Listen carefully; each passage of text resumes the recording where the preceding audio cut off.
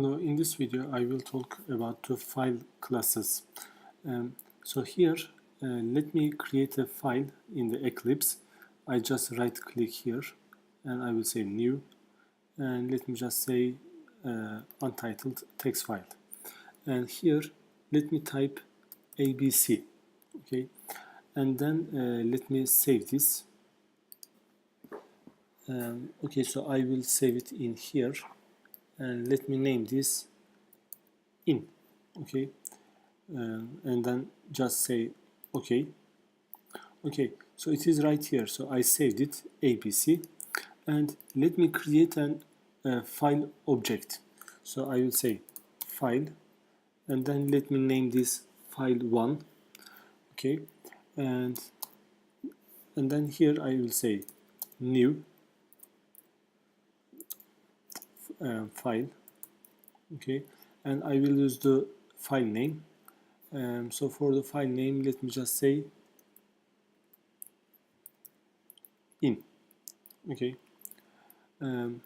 Okay, so now let's look at let's display the size of this one. So system out print line, okay, and I will say file 1.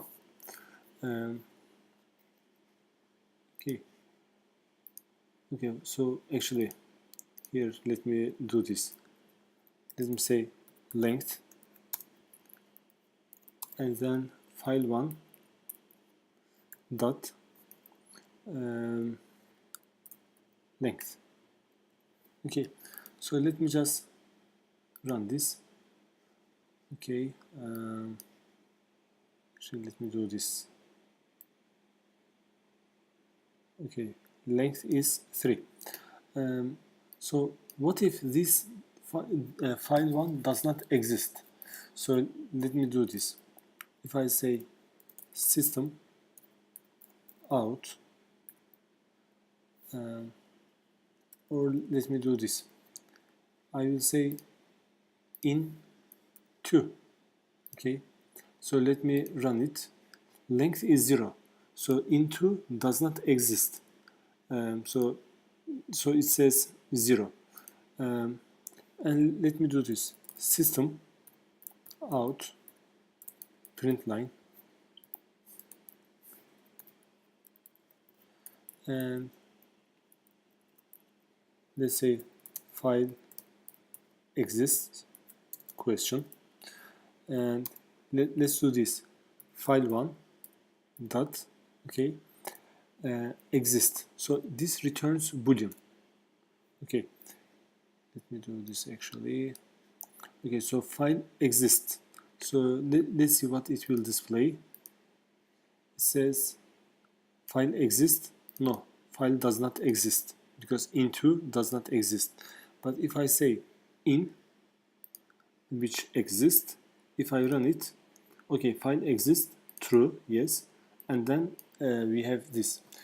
So you can do this to avoid the losing the content of an existing file. Remember, when you open a file to write, if file exists, normally you just overwrite the content, the previous content, so is gone. So you can check it. If file exists, then instead of opening it, you can ask the user to enter another name. Okay, so you can do this. Okay, so length, and let's also make some changes. I can do this. Okay, so here file1, okay, dot, and let's say set read only. Okay, set read only, which means we cannot write into the file. And let me do this.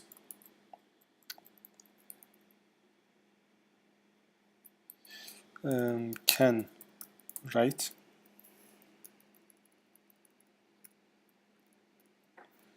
and so here file1, okay, and here we say can write. Okay, so we would like to know if we can write into the file. So file may be protected, so to write. So can write false. Okay, because we said set read only. And now let's make this. So file1 dot set writable. Okay, set writable. As you see, it takes a boolean. So set writable, and we want to say yes, make it true. So we want to make it writable. So now let me copy and paste. Can write. Okay, now let's do this. Let me run it. Okay, so first of all, when we say set read only, we make it not writable, and then we say set writable true, and then it says can write true. You can also do this. You can say okay, so let me copy and paste. So can read. So we want to know if we can read it, and can, okay, so here, so can read. Okay, so now let's see what it displays. Can read, yes, we can read it. And now let's change it. So file1 dot set readable. Okay, set readable, we say false, which means we cannot read it. And after this, let me have this can read, and let's see. Okay, so can read true, and once you say set readable, then it is false. Okay. By the way, I put ABC, and let me press enter key.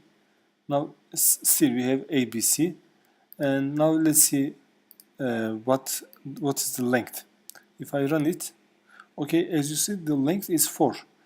It is because we have ABC here, and although it is not visible, we have a new line character, which is represented as \n.